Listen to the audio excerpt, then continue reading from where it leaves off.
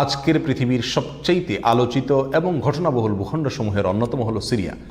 একজন মুসলমানের কাছে মক্কা এবং মদিনার পরে তৃতীয় সবচেয়ে গুরুত্বপূর্ণ এবং পবিত্রতম ভূখণ্ড হলো সিরিয়া। কারণ রাসূল করিম সাল্লাল্লাহু আলাইহি ওয়াসাল্লামের বহু তাৎপর্যপূর্ণ ভবিষ্যৎবাণী রয়েছে সিরিয়াকে কেন্দ্র করে। আজকের সিরিয়ার প্রাচীন এবং ঐতিহাসিক নাম ছিল শাম। এই শামকে কেন্দ্র করে যতগুলো বর্ণনা হাদিসের কিতাবসমূহে পাওয়া যায়, সেই শামের সীমানা অবশ্য আজকের সিরিয়া থেকে বেশ খানিকটা বিস্তৃত এবং বড় ছিল। সিরিয়া, জর্ডান, ফিলিস্তিন এবং লেবানন এই দেশগুলো মিলে ছিল তখনকার শাম। অবশ্য তখনকার শামের সবচেয়ে প্রধান এবং বড় অংশ যেহেতু আজকের সিরিয়ায়, সেই জন্য সিরিয়াকেই সাধারণত শাম বলা হয়। শাম বা সিরিয়ার প্রধান এবং অন্যতম বৈশিষ্ট্য হলো যুগে যুগে আল্লাহ সুবহানাহু ওয়া তাআলার পক্ষ থেকে বিভিন্ন নবী রাসূল যে সারা পৃথিবীতে এসেছেন, তাদের সবচেয়ে বড় অংশ এবং সবচেয়ে বেশি সংখ্যক নবী রাসূল এসেছেন এই শাম বা সিরিয়া। শাম বা সিরিয়া এটাই কিয়ামতের ময়দান হবে। কিয়ামতের দিন লোকেরা এখানেই সমবেত হতে থাকবে। এর বাইরেও শাম বা সিরিয়া প্রসঙ্গে রাসূল করিম সাল্লাল্লাহু আলাইহি ওয়াসাল্লামের আরও অনেক গুরুত্বপূর্ণ মন্তব্য এবং বক্তব্য রয়েছে। সামান্য কয়েকটি বক্তব্য আজ আপনাদের সম্মুখে আমরা পেশ করতে চাই। তার মধ্যে এক নম্বর হলো সহিহ বুখারীতে বর্ণিত হয়েছে, নবী আলাইহিস সালাতু ওয়াস সালাম বলেছেন, লা তাযালু তায়ফাতুম মিন উম্মতি মানসুরিন লা ইয়াদুররুহুম মান খাযালাহুম হাত্তা তাকুমাস সাআহ। অর্থাৎ আমার উম্মতের মধ্যে একটা বিশেষ শ্রেণী, বিশেষ কিছু লোক থাকবে, একটা দল থাকবে যারা সত্যের পক্ষে লড়াই করতে থাকবে, আল্লাহর সাহায্য তাদের সঙ্গে থাকবে এবং তারা এই সত্যের পক্ষের লড়াইকে অব্যাহত রাখবে কিয়ামত কায়েম হওয়া পর্যন্ত। তাদেরকে যারা পর্যদস্ত করতে চায়, অপমান করতে চায়, ক্ষতি করতে চায়, তাদের কেউই তাদের কোনো ক্ষতি করতে পারবে না। এই হাদিসে নবী আলাইহিস সালাম যে দলটির কথা বলেছেন, যারা সাহায্য প্রাপ্ত হবেন আল্লাহর পক্ষ থেকে এবং যারা অটল অবিচল থাকবেন সত্যের উপরে কিয়ামত পর্যন্ত, যাদেরকে কেউ অপদস্থ করতে পারবে না, সেই দলটি কারা এবং তাদের অবস্থান কোথায় হবে, এই প্রসঙ্গে সহিহ বুখারীতে নবী আলাইহিস সালামের একাধিক সাহাবায়ে কেরামের মন্তব্য রয়েছে, যারা বলেছেন যে এখানে যে দলটির কথা বলা হয়েছে তারা হলেন সিরিয়ায় অবস্থানকারী হবেন এবং এটা হবে কিয়ামতের ঠিক আগ মুহূর্তে। তাবরানীর এক বর্ণনা, নবী আলাইহিস সালাম নিজেও বলেছেন আল্লাহ সাহায্যপ্রাপ্ত সেই দলটি থাকবে সিরিয়ায় বা শামে। সিরিয়া প্রসঙ্গে দ্বিতীয় হাদিসটি বর্ণিত হয়েছে সহিহ বুখারীতে। বিখ্যাত সাহাবী আব্দুল্লাহ ইবনে ওমর রাদিয়াল্লাহু তাআলা আনহু বলেছেন, রাসূল করিম সাল্লাল্লাহু আলাইহি ওয়াসাল্লাম ইরশাদ করেছেন, আল্লাহুম্মা বারিক লানা ফি শামিনা ওয়াফি ইয়ামানিনা, অর্থাৎ আল্লাহ আমাদের সিরিয়ায়, আমাদের ইয়ামানে আপনি বরকত দান করুন। এই কথা বলার পরে উপস্থিত লোকেরা বলল, ইয়া রাসূলুল্লাহ ওয়াফি নাজদিনা, আমাদের নজদেও আল্লাহ বরকত দান করুন, সেই দোয়া করুন আপনি। নবী আলাইহিস সালাম তাদের কথায় কর্ণপাত না করে আবারও বললেন, আল্লাহুম্মা বারিক লানা ফি শামিনা ওয়াফি ইয়ামানিনা। লোকেরা আবারও বললেন ওয়াফি নাজদিনা, আমাদের নজদেও। নবী আলাইহিস সালাম তখনও একই কথার পুনরাবৃত্তি করলেন এবং পরিশেষে বললেন, নাজদ সেই জায়গায় তো ফেতনা ফাসাদ হবে, সেখানে তো হত্যা মারামারি খুনাখুনি হবে, সেখানে তো ভূমিকম্প দেখা দিবে এবং সেখান থেকে তো শয়তানের শিং উত্থিত হবে, সেখান থেকে তো শয়তানের শিংয়ের আবির্ভাব ঘটবে, বের হবে। এখানে নাজদ বলতে কোন এলাকাকে বোঝানো হয়েছে, এই প্রসঙ্গে মুহাদ্দিসিনে কেরামের বেশিরভাগের মন্তব্য হলো নাজদ বলতে ইরাককে বোঝানো হয়েছে।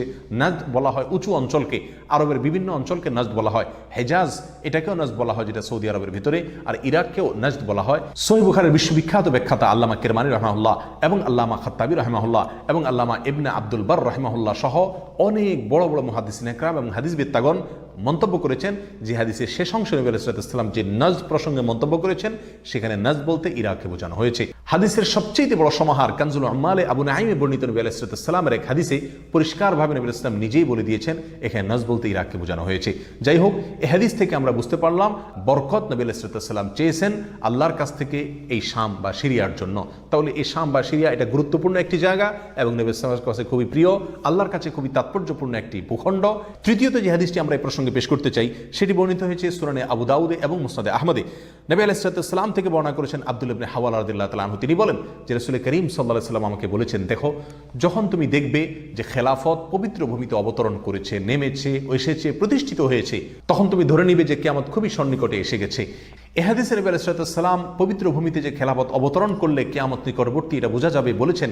এখানে পবিত্র ভূমি বলতে তিনি কি বুঝিয়েছেন, এই ব্যাখ্যা প্রসঙ্গে প্রায় সকল মুহাদ্দিসিনে কেরামের অভিমত হলো নবী আলাইহিস সালাম এখানে সিরিয়াকে বুঝিয়েছেন।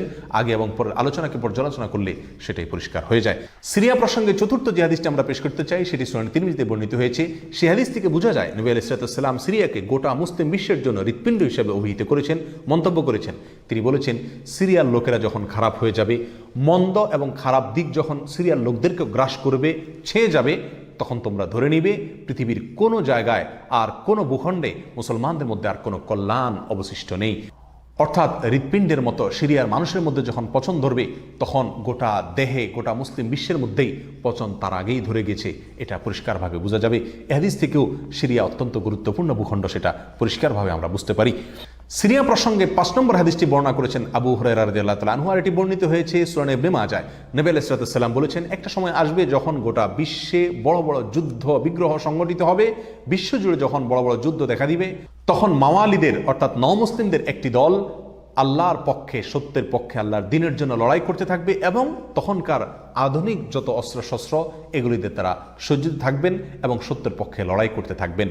তাহলে চরম সংকটময় পরিস্থিতিতে আল্লাহ সুবহানাহু ওয়া তাআলার একটা বিশেষ সাহায্য এবং অনুগ্রহ আমরা দেখতে পাচ্ছি, আর সেটা অবতীর্ণ হবে, সেটা নাজিল হবে এই সিরিয়ার দামেস্ক নামক শহরে। নাম্বার 6, সিরিয়া প্রসঙ্গে নবী আলাইহিস সালামের আরেকটি তাৎপর্যপূর্ণ ভবিষ্যদ্বাণী রয়েছে, যেটি বর্ণিত হয়েছে সহিহ মুসলিমে। বর্ণনা করেছেন সাহাবী নওয়াস ইবনে সুমআন রাদিয়াল্লাহু তাআলা আনহু। তিনি বলেছেন, নবী আলাইহিস সালাম একবার দাজ্জাল প্রসঙ্গে দীর্ঘ এবং বিশদ আলোচনা করলেন।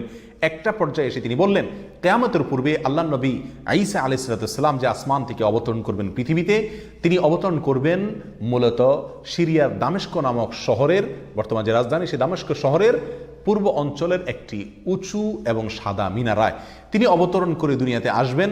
এসে সারা পৃথিবী জুড়ে তাণ্ডব চালানো দাজ্জালের বিরুদ্ধে তিনি লড়াই করবেন এবং সিরিয়ার এই লুদ নামক জায়গায় তিনি দাজ্জালকে হত্যা করবেন। একজন মুসলমানের কাছে যে সিরিয়ার ভূখণ্ডটি অত্যন্ত তাৎপর্যপূর্ণ তা পরিষ্কারভাবে হাদিসের মাধ্যমে ফুটে ওঠে। নাম্বার 7, তিরমিজি বর্ণিত এক হাদিসে আসছেন, নবী আলাইহিস সালাম ইরশাদ করেছেন, কিয়ামতের পূর্বে ইয়েমেনের হাজরামাউত নামক শহরে সেখানে আগ্নোৎপাত দেখা দিবে, আগ্নেয়গিরি দেখা দিবে এবং সে আগুন মানুষকে ধাওয়া করতে থাকবে। সেই পরিস্থিতি আসলে কিয়ামতের ঠিক পূর্ব মুহূর্তে আমরা কি করব, এই প্রসঙ্গে সাহাবা ইকরাম নবী আলাইহিস সালামের কাছে দিক নির্দেশনা চাইলে তিনি বললেন, আলাইকুম বিশাম, তোমরা শাম বা সিরিয়ায় গিয়ে আশ্রয় নিবে। অন্য এক হাদিসে আসছেন, নবী আলাইহিস সালাম বলেছেন, একটা সময় আসবে যখন 3টা জায়গায় একসঙ্গে যুদ্ধ চলবে, সিরিয়ায় এবং ইয়েমেনে এবং ইরাকে। একজন সাহাবী প্রশ্ন করলেন, ইয়া রাসূলুল্লাহ, আমাকে ওই সময় আপনি কোন পক্ষের হয়ে লড়াই করার জন্য নির্দেশ করবেন? নবী আলাইহিস সালাম বলেছেন, তুমি শামের হয়ে অর্থাৎ সিরিয়ার হয়ে তুমি লড়াই করবে, আর যদি সিরিয়া হয়ে লড়াই করার সামর্থ্য তোমার না থাকে তাহলে ইয়েমেনের পক্ষ তুমি অবলম্বন করবে। এই হাদিসে একেবারে পরিষ্কারভাবে সিরিয়ার গুরুত্ব এবং তাৎপর্য আমাদের কাছে ফুটিয়ে তুলছে। নাম্বার 8, মুসনাদ আহমদ সহ বহু হাদিসের কিতাবে বর্ণিত হয়েছে, কিয়ামতের পূর্বে যে আগ্নেয়গিরি দেখা যাবে, যে আগ্নোৎপাত দেখা দিবে, সে আগুন মানুষকে ধাওয়া করতে থাকবে এবং সারা পৃথিবীর মানুষকে ধাওয়া করতে করতে করতে একটা জায়গায় একত্রিত করবে, আর সেটি হলো সিরিয়া। নবী আলাইহিস সালামের ভাষায় আরদুল মাহশারি ওয়াল মানশার, অর্থাৎ সিরিয়াই হবে কিয়ামতের ময়দান। কিয়ামতের সময় সারা পৃথিবী থেকে মানুষ সমবেত হয়ে এই সিরিয়াতেই একত্রিত হতে থাকবে। নাম্বার 9, নবী আলাইহিস সালাম আরেক হাদিসে বলেছেন, মালায়েকাতুল্লাহি বাসিতু আজনিহাতাহুম আলা শাম, আল্লাহর ফেরেশতাগণ সিরিয়ার উপরে তাদের ডানাকে ছেয়ে আছেন অথবা ছেয়ে থাকবেন। এই হাদিস থেকেও শাম বা সিরিয়ার গুরুত্ব করে পরিষ্কারভাবে ফুটে ওঠে। নাম্বার 10, এক হাদিসে আসছেন, নবী আলাইহিস সালাম তার এক স্বপ্নের বিবরণ দিতে গিয়ে বলছেন যে, আমি একবার শুয়েছিলাম, দেখলাম আমার মাথার নিচ থেকে আল্লাহর কিতাবকে ছিনিয়ে নিয়ে যাওয়া হলো এবং সেটাকে যখন নিয়ে যাওয়া হচ্ছে আমি তাকিয়ে থাকলাম কোথায় নিয়ে যাওয়া হচ্ছে। দেখলাম যে একটা আলোক রশ্মি চলে যাচ্ছে এবং যেতে যেতে সিরিয়ার ভূমি পর্যন্ত সেটা চলে গেল এবং সেখানে গিয়ে অবতরণ করলো। এরপর নবী আলাইহিস সালাম বললেন, আলা ইন্নাল ঈমানা ইযা ওয়াকাআতিল ফিতানু বিশাম, অর্থাৎ যখন সারা পৃথিবীতে ফিতনা ফাসাদ ছেয়ে যাবে তখন ঈমানের ঠিকানা হবে সিরিয়ায়, আর ঈমানদারদের আশ্রয়স্থল হবে, শেষ ভরসা হবে সিরিয়া। সম্মানিত ভাই বন্ধুগণ, এই হাদিসগুলো থেকে পরিষ্কারভাবে ফুটে